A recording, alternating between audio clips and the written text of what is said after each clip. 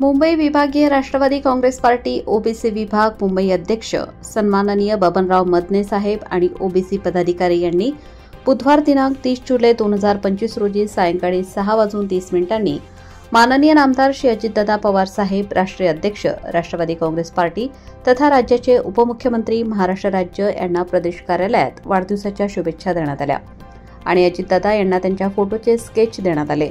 तसेच मुंबई विभागीय Rashtrawadi Congress party OBC विभागाच्या कामांचा कार्य अहवाल सादर करण्यात आला।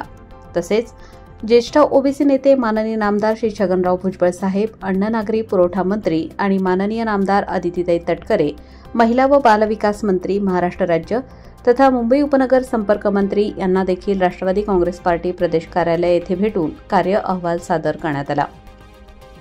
यावेळी ओबीसी विभागाचे मुंबई अध्यक्ष बबनराव मदने साहेब यांच्यासोबत राष्ट्रवादी काँग्रेस पार्टी ओबीसी विभागाचे मुंबई उपाध्यक्ष श्रीमती स्वामिनीताई चौहान, ओबीसी मुंबई उपाध्यक्ष श्री महेंद्र साळुंखे, ओबीसी मुंबई उपाध्यक्ष श्री अर्जुन धोत्रे, दक्षिण मुंबई ओबीसी जिल्हाध्यक्ष श्री श्रीकांत मयेकर, उत्तर मुंबई ओबीसी जिल्हा कार्याध्यक्ष श्री विशाल संगारे, दक्षिण मध्य मुंबई ओबीसी जिल्हा उपाध्यक्ष श्री रॉबिन पिहाल, दक्षिण मुंबई जिल्हा ओबीसी जिल्हा सरचिटणीस श्री दिवाकर करकेरा हे प्रमुख पदाधिकारी उपस्थित होते।